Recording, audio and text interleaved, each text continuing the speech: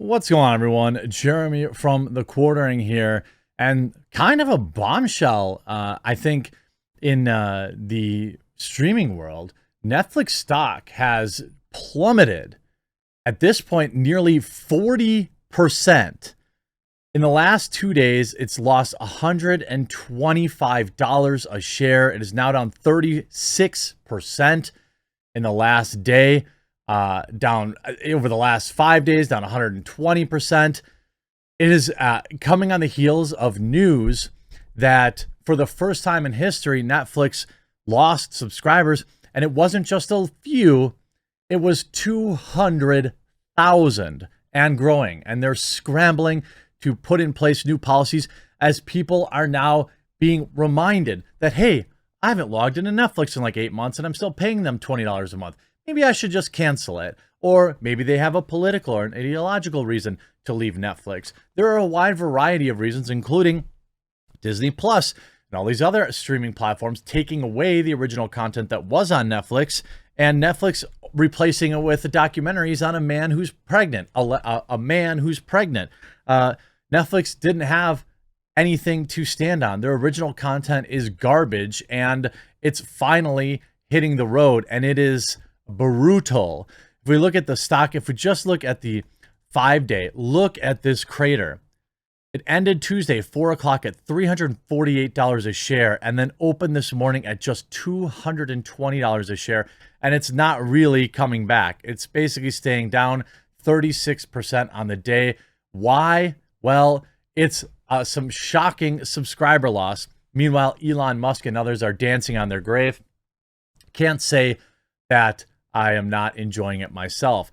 Shares of Netflix plunged Wednesday morning after the streamer reported its lost subscribers in its most recent quarter.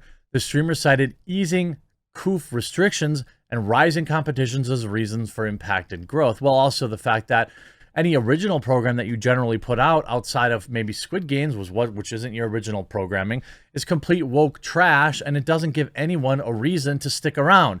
I'm not saying that the loss in subscribers is purely from people in the middle or people on the right who are tired of paying for woke garbage, but to deny that it's not a decent, at least a portion of it, would be ridiculous. Of course it is. Shares of Netflix plunged 37% Wednesday morning after the streamer reported earnings Tuesday evening that showed its lost subscribers for the first time in more than 10 years. The result and weak outlook led to a wave of downgrades from Wall Street over fears of the company's long-term potential. Netflix has said several headwinds are impacting growth, including competition and easing lockdown restrictions. The company had, I wonder why they'd be on the side of more lockdowns and which political party they donate to. Anyway, the company had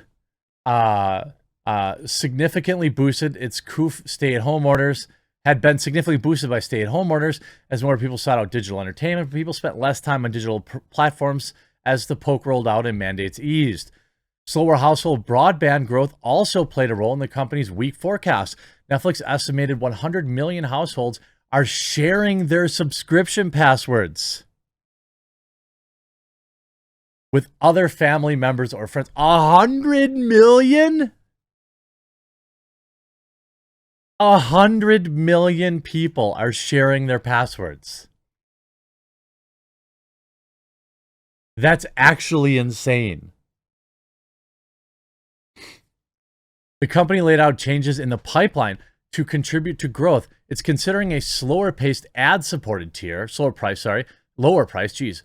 suggested a crackdown on password sharing is coming. I don't know why all this time, like from Jump Street, they should never have allowed it. It's like, I know people, you have 5, 6, 7, 8 people on one Netflix account. Like, I get it. I get like geo-locking your service. If you travel or whatever, you have to, allow for that. But like the fact that there's if you crack down on these 100 million people, if you just think all the people that are leeching their password are suddenly going to just start paying for Netflix, you got another thing coming. And also remember, a large portion of those password sharings are parents whose kids are off in college or whatever, and they let them share their account. Those parents are probably going to get pissed off and leave if you force them to pay more money. Although their plans to reaccelerate growth by eliminating password sharing and an ad model have merit, by their own admission, they won't have any noticeable impact until 2024, a long time to wait, and is now a show me story. Bank of America analyst said on Wednesday the firm was one of the least nine companies to downgrade Netflix on the disappointing report. After what can only be called a shocking first quarter subscriber miss and weak subscriber and financial guidance, we reduced our subscriber forecast and pushed back our profitability forecast substantially. Pivotal analyst Jeffrey Don't Care wrote on Tuesday. The firm downgraded the stock to a sell from a buy. Now, several streaming platforms also took a dive Wednesday, along with Netflix, as investors wait for updates on their growth. Shares of Disney were down 5% as the market opened. Shares of Roku were down 7%, Paramount 11.7%, and Warner Brothers by 5%. Because people are sick. The streaming fad is over, my friends. Like, the idea of like binge watching stuff here in the Midwest too, like it's summer, it's coming up on summer, although it snowed today or yesterday, but it's going to be summer soon. People aren't sitting at home. Netflix, just like gym memberships, benefited on people forgetting that they were paying for it. Now, each time there's a controversy, they're reminded that they're paying for it. So what happens is there's a lot of people that are concerned about, all the woke content on Netflix. And then, our summer's coming around, they're paying for it, they don't know. Then there becomes a new article about, twerking kids and stuff like that. And then like, oh, wait, let me cancel that. That's absolutely been happening. And Elon Musk says that the woke mind virus is what makes Netflix unwatchable. Elon Musk dancing on the grave of Netflix is shedding subscribers because his programming has been infected with the woke mind virus. Tesla's billionaire boss was reacting to Netflix share price tanking in pre-market trading Wednesday after the California-based company revealed it had lost 200,000 subscribers between January and March of this year. Don't forget, they also had a pretty spicy price increase. Now, what's really crazy is this next part.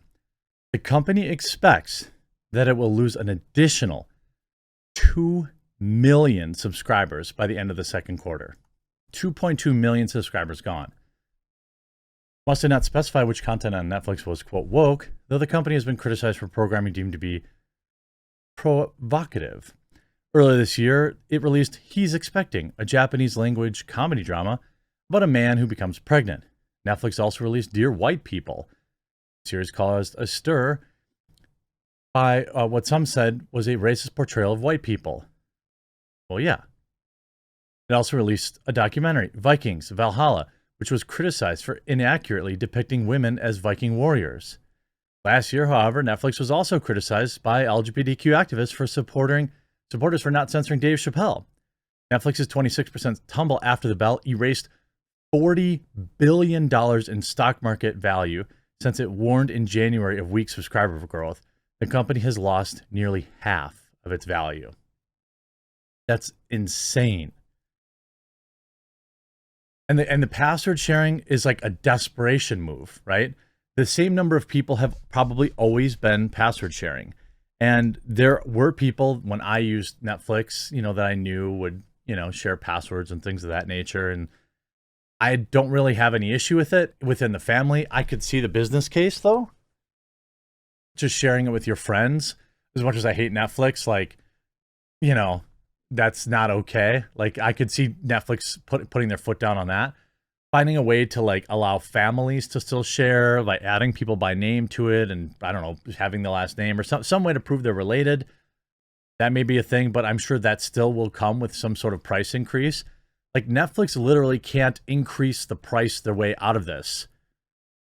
And everybody, look, Netflix stock drops 32% on track for its biggest fall in over a decade. Netflix is dying, and it's a combination of things. It's a combination of things because it's not just their woke garbage content, but it's everybody else obviously having alternatives, but it's also, that they don't have any good original content. There was a time where, people were talking about Stranger Things. Nobody talks about that show anymore. There was a time when there was 4, 5, 6, 7 hits going on at Netflix at any given time. I couldn't tell you a popular Netflix show right now. And I'm still plugged into the zeitgeist. It's not like I don't know. Yeah, I remember Tiger King catching, what was it? Catching, the one about the Dassey brothers in Sheboygan, making a murderer. Like, these were like cultural phenomenons. You also had Squid Game, though, not that long ago. That was absolutely massive. But at the end of the day, people tune in for like these one shows, 1 off, 2 off, 3 off hits. And then a month goes by and another month goes by and another month goes by. And they're like, hey, I haven't even opened Netflix. What am I doing? I haven't even opened this. So they cancel it. With another 2 million canceling in the next 3 months, this could be a massive, massive shift in the streaming market. A market that, by the way, desperately needs to consolidate. You know, everyone is pulling their stuff and, you know, making it their own and making you pay for Paramount Plus and making you pay for this. It's not a winning strategy because you force people to subscribe to too many of these dang things. I think the number's like over 3 for the average American. And the whole value prop that streaming offered in the first place dissipates. It used to be like, oh, I can pay $29 a month for Hulu and get everything I want pretty much. And I'm paying $130 a month for cable. Well, now most people are paying close to $100 for streaming services. They've just been like reshifted and nobody's saving money with it anymore. And nowadays with, you know, plummeting viewership of mainstream television and more people coming to places like YouTube and other places that enjoy content, I think that the days of this streaming giant, I think they've reached maturity and I couldn't be happier. I hope you enjoyed this video. We'll talk to you again real soon.